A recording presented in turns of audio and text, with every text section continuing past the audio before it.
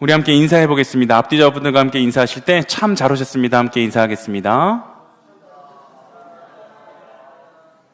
네, 한 번 더 인사하실 때 큰 은혜 받으시기 바랍니다. 함께 인사하겠습니다.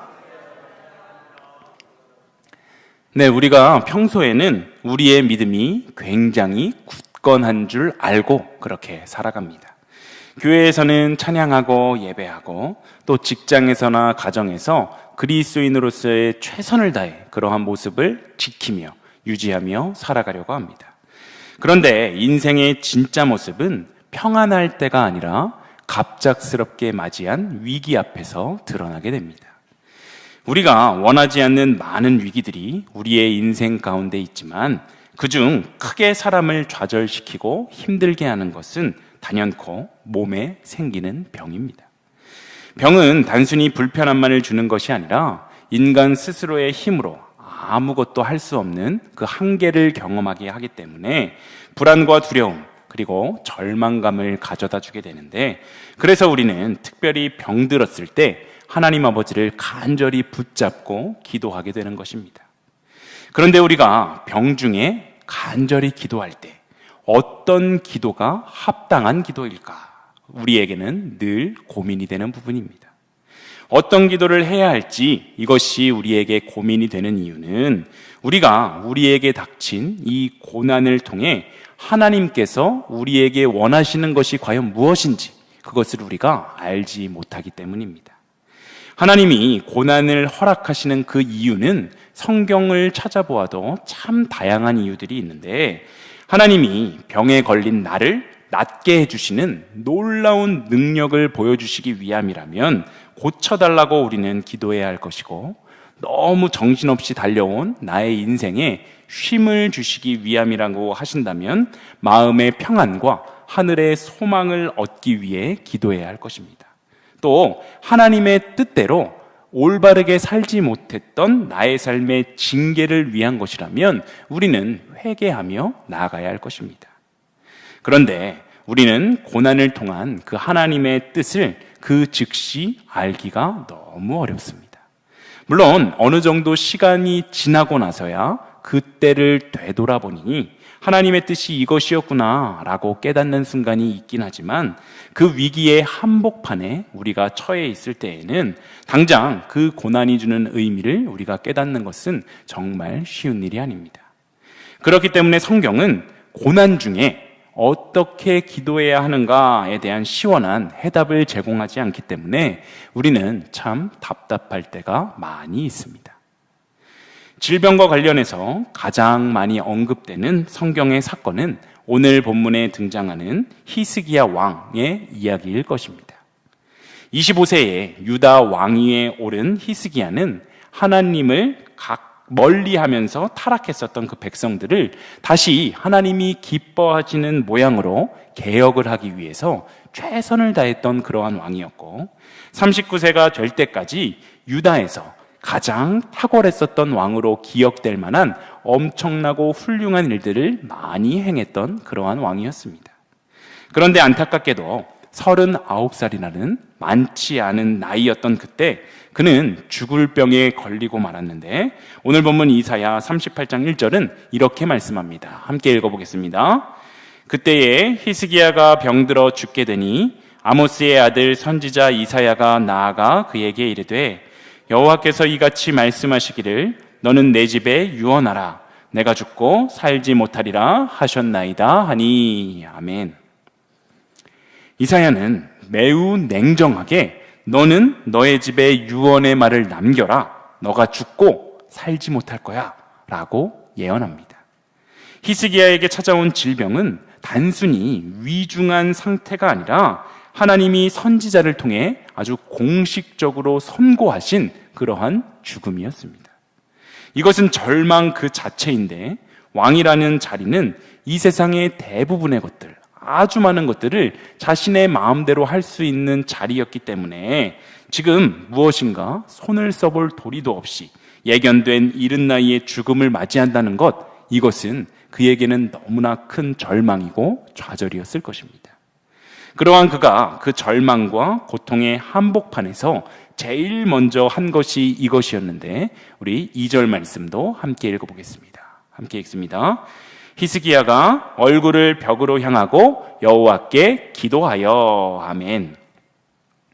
히스기야가 얼굴을 벽으로 향했다라는 것은 단순히 몸만을 돌린 것이 아니라 자신의 인간적인 모든 것을 내려놓았다라는 것을 의미하는 것입니다. 왕으로서의 체면도 또한 자신의 백성과 군대도 자신이 의지해왔던 그 모든 것도 아무것도 자기를 지켜줄 수 없다라는 것을 깨달은 그는 의지할 수 있는 유일한 단 한 가지를 선택하게 되는데 그것이 바로 하나님 앞에 홀로 서는 것이었습니다.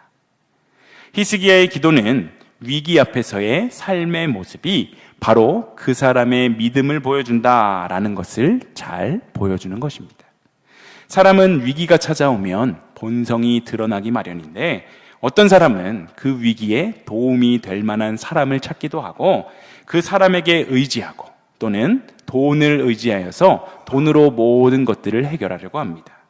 또 다른 이는 불안에 무너져서 아무것도 하지 못하고 그냥 쓰러져 있는 사람이 있는가 반면에 자신의 인간적인 모든 것을 내려놓고 하나님 앞에 믿음으로 나아가며 모든 것을 내어 맡기는 그러한 사람들도 있습니다. 히스기야는 벽을 보고 울며 엎드렸지만 그것은 하나님을 향해 엎드린 것이었고 주님께 모든 것을 내어 맡기는 전심의 기도를 한 것이었습니다. 우리가 지금 서 있는 이 위기, 우리를 가로막고 있는 질병의 벽, 관계의 벽, 재정의 벽 앞에서 우리가 과연 가장 먼저 해야 할 것은 무엇입니까? 내 힘으로 그 벽을 부수어 보려고 애쓰는 것이 아니라 하늘을 향해서 얼굴을 돌려 그 벽 너머에 계신 신실하신 하나님께 모든 것을 내어 맡기는 것입니다. 히스기야의 눈물을 보셨던 하나님께서 오늘 우리의 간절한 눈물과 기도를 기억하시고 당신을 가장 합당한 길로 인도해 주실 것입니다. 우리의 인생이 지금 어떠한 벽과 같은 상황 앞에 놓여 있다면 그 벽을 나의 힘으로 어떻게 무너뜨려야 하나 걱정하고 고민하기보다 벽을 향해 얼굴을 돌려 기도했었던 이 히스기야처럼 하나님께 마음을 향할 수 있는 우리의 모습이 다 되길 소망합니다.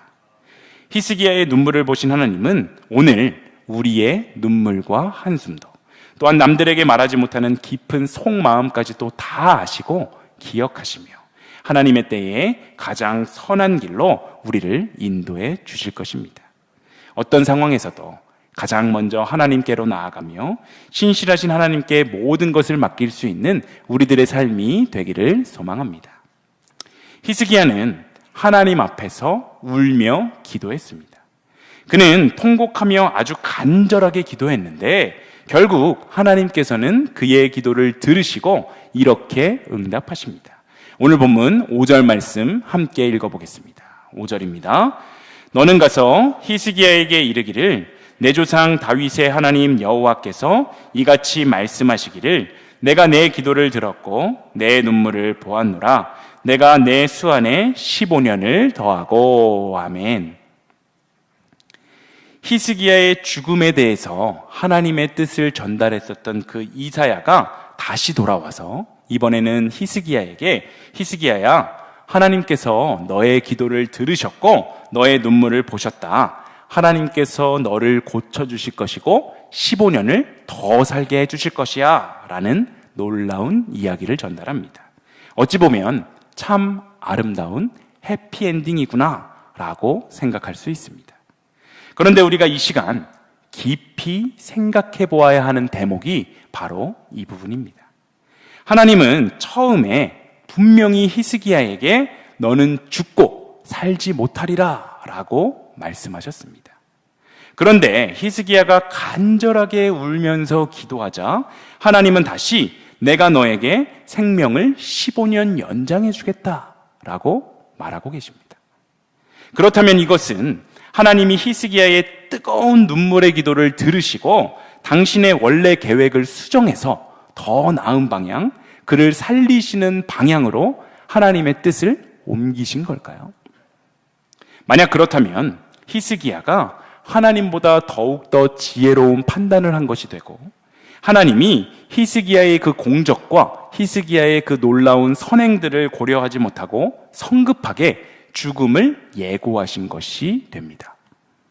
그러나 이것은 우리가 믿는 전능하고 완전하신 하나님의 속성과는 맞지 않는데, 하나님은 창세부터 완전한 계획을 갖고 계신 분이고, 그 어떤 피조물도 하나님의 그 계획을 더 나은 방향으로 수정할 수 없기 때문입니다.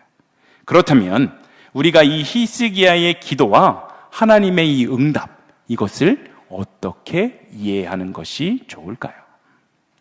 우리는 이것을 신학적인 표현으로는 구속사적 관점, 즉 성경의 내용을 하나님의 구원에 대한 내용으로 우리가 이해를 하게 될 때 이 히스기야의 기도와 하나님의 응답에 대한 답을 얻을 수가 있습니다. 히스기야의 기도가 하나님의 계획을 틀어버린 것이 아니라 오히려 하나님의 신실하심과 하나님께서는 당신의 자녀와 하셨던 그 약속을 절대로 잊지 않으시고 반드시 지키시는 분이다 라는 것에 초점을 맞추어서 우리는 생각해 보아야 하는 것입니다. 하나님은 다윗에게 다윗의 왕조를 끊지 않겠다 약속하셨는데, 이 언약의 궁극적인 대상은 다윗의 후손으로 오시는 예수 그리스도였습니다. 그런데 중요한 사실이 하나 있는데, 바로 히스기야가 죽을 뻔했던 그 시점에 히스기야에게는 아무런 아들도 없었다라는 것입니다. 즉 히스기야는 이사야가 처음 너가 죽을 거야 라고 말했을 때 그때 죽었다면 다윗의 왕조의 계보는 끊기게 되는 것이었고, 메시아의 계보, 예수 그리스도가 태어나는 것에 큰 문제가 발생할 수 있었다라는 것입니다. 하지만 히스기야의 간절한 기도를 통해 그의 생명이 15년 연장되었는데, 그 연장된 기간 동안 히스기야의 아들 므낫세가 태어나게 되었고, 그 므낫세를 통해 다윗의 혈통과 메시아의 계보도 계속하여 이어질 수 있었던 것입니다. 그러므로 히스기야의 생명이 연장된 이 사건은 단순히 한 사람이 뜨겁게 기도를 했더니 하나님께서 감동하셔서 그 병을 치료해 주셨다라고 이해할 것이 아니라, 하나님께서 당신이 하셨었던 그 언약을 지키시고 예수 그리스도의 오심을 준비하시는 거대한 구속사적인 역사였다라는 것을 우리는 깨달을 수 있어야 합니다. 다시 말해 히스기야의 이 기도는 하나님의 계획을 바꾸게 만들었던 것이 아니라 오히려 하나님의 계획 속에 원래부터 포함되어 있었던 하나님의 신실하신 그 약속이 성취되어가는 과정으로 우리는 이것을 이해해야 한다는 것입니다. 그래서 우리가 이 본문을 볼 때 도대체 어떻게 하면 히스기야처럼 응답받는 기도를 우리가 할 수 있을까라는 것에 초점을 맞추는 것이 아니라, 하나님은 약속을 반드시 이루시는 신실하신 하나님이시구나, 여기에 초점을 맞춰야 하는 것입니다. 그리고 그 신실하심의 절정은 바로 예수 그리스도, 하나님의 언약의 실체이신 그분 안에서 완성이 되었음을 우리는 기억해야 합니다. 말씀 서두에 병중에 어떤 기도가 합당한 기도일까요? 라는 고민에 대한 대답이 바로 여기에 있습니다. 질병을 통한 하나님의 원함이 구체적으로 알지 못하는 우리로서는 병중에 어떻게 기도하는 것이 합당하다라고 정확하게 말하기는 어렵지만, 분명한 것은 병중에 우리의 죄를 회개하는 기도를 하든지, 병이 낫게 해주십시오 라고 기도를 하든지, 하나님의 나라를 위해 쓰임받게 해주십시오 라고 기도를 하든지, 모든 것이 다 괜찮다라는 것입니다. 오히려 무슨 기도이건 간에 상관없이 하나님은 그 기도들을 통해서 기도하는 사람을 만나주시고 그들의 기도를 통해서 하나님의 놀라운 역사들을 이루어 가실 것이다 라는 사실입니다. 제가 20대 중반 갑작스럽게 간암 판정을 받으셨던 아버지를 위해 기도하다가 주님을 인격적으로 만나게 되었습니다. 저의 병은 아니었지만 아버지가 병들었을 때 저는 회개 기도도 아니고 하나님 나라를 위해 쓰임받게 해달라는 기도도 아니고 그저 아버지의 병을 낫게 해주십시오. 만약 낫지 않는다면 나는 당신의 존재 자체를 부정하게 될 것이고 그리고 내가 어떻게 하는지 한번 두고 보세요. 라고 이런 맥락에 정말 미숙하고 협박성이 짙은 그런 기도를 했었습니다. 그 전까지는 사실 교회는 열심히 다녔지만 기도는 굉장히 미숙한 모습이었는데 결국 가정에 찾아온 뜻밖의 위기 앞에서 하나님은 저를 기도하게 하셨고 그 기도가 어찌 보면 말도 안 되는 정말 어린아이 투정 부리는 그러한 기도와도 같았음에도 불구하고 그 기도를 통해 주님께서는 저를 만나주셨습니다. 결국 하나님은 제가 기도할 때 이 상황도 당신의 계획 안에 있고 모든 것을 선하신 당신의 뜻대로 이루어 가실 것이다 라는 확신을 주셨습니다. 그래서 저의 기도가 변화되게 되었는데 주님 감사합니다. 제가 할 수 있는 한 최선을 다해서 주님을 위해 저의 인생을 살아가겠습니다 라고 서원하는 그러한 기도를 올리게 되었습니다. 이 서원 기도를 하고 아버지의 건강도 잘 회복되신 이후에 제가 신학교에 들어가기로 마음을 먹기 전까지 5년이라는 시간이 있었는데 그 기간 동안 제가 가장 열심히 했었던 기도가 한 가지 있는데 무엇인지 아십니까? 제가 가장 열심히 했었던 기도는 돈 많이 버는 장로 되게 해주세요 라는 기도였습니다. 절대로 장로 되는 것을 우습게 생각하거나 돈을 밝히는 세속적인 사람이었기 때문에 그랬던 것이 아니라 정말 말 그대로 돈 잘 버는 장로가 되어서 하나님 사역에 척척 헌금도 하고 또 청장년, 청년들이 뭐 행사한다 그러면 그냥 이렇게 지갑을 열어줄 수 있는 멋있는 장로님이 되고 싶었습니다.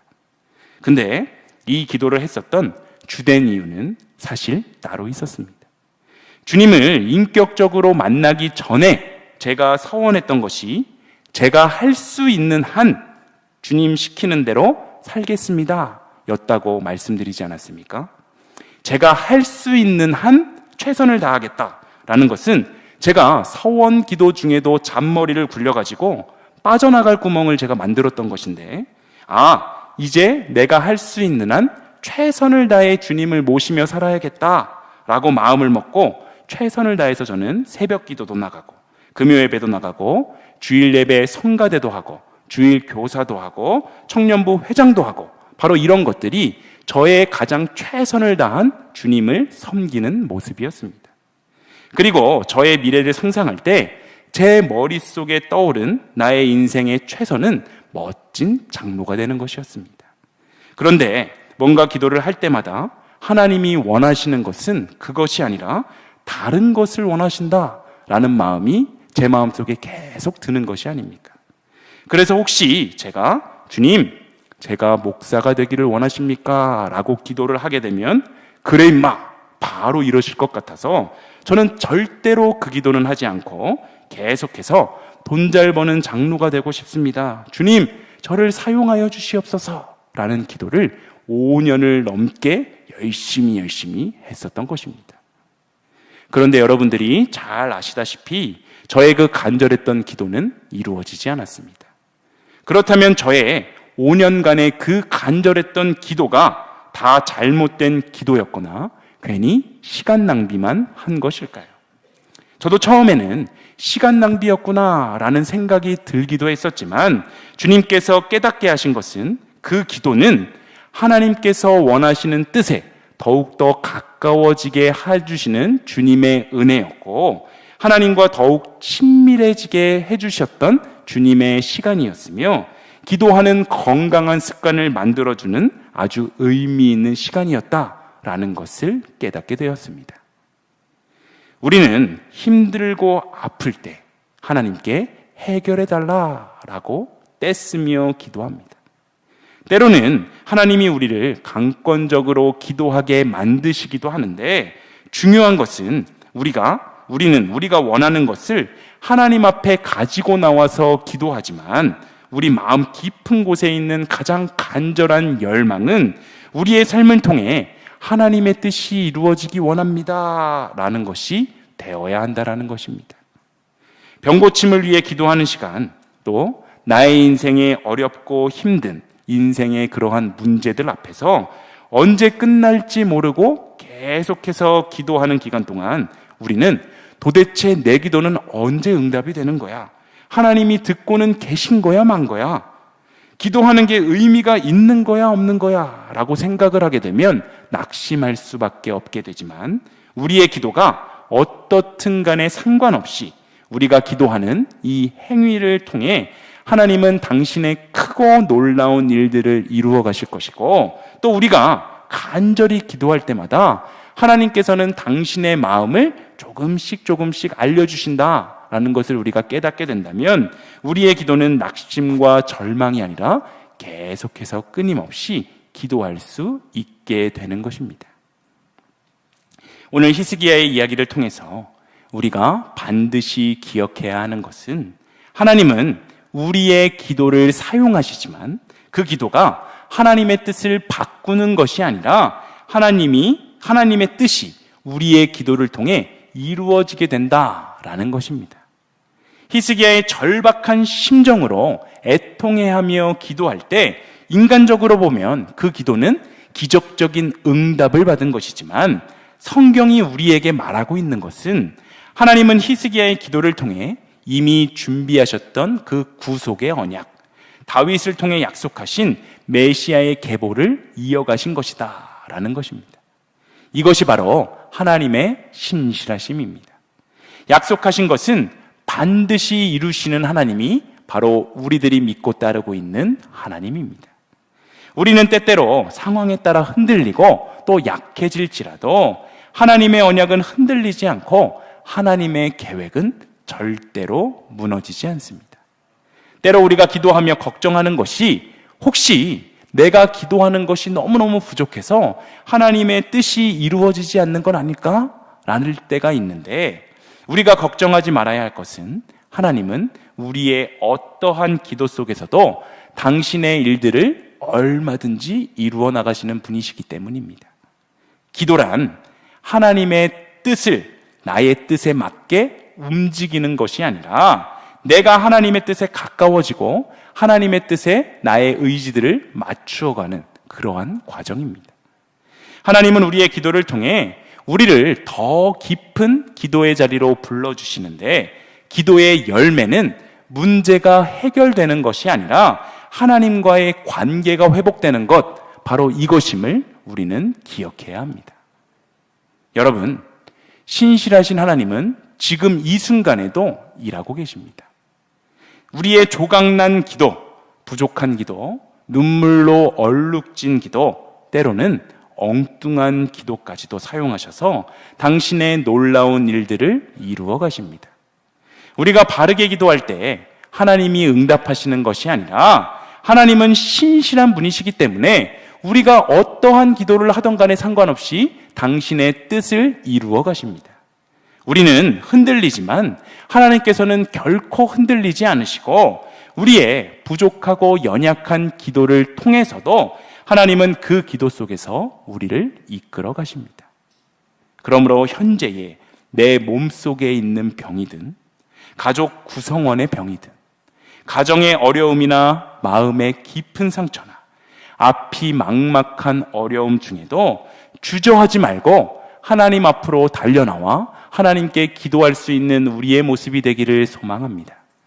그리고 그 기도가 맞는 기도인지 잘못된 기도인지 걱정하고 고민하는 것이 아니라 나의 어떠한 기도에도 상관없이 하나님은 나의 기도를 통해 당신의 놀라운 뜻과 그러한 계획들을 이루어 가실 것이고 또 당신의 뜻과 계획이 무엇인지 우리에게 말씀해 주실 것을 믿고 감사와 기쁨으로 기도하는 우리들의 모습이 되어야 합니다.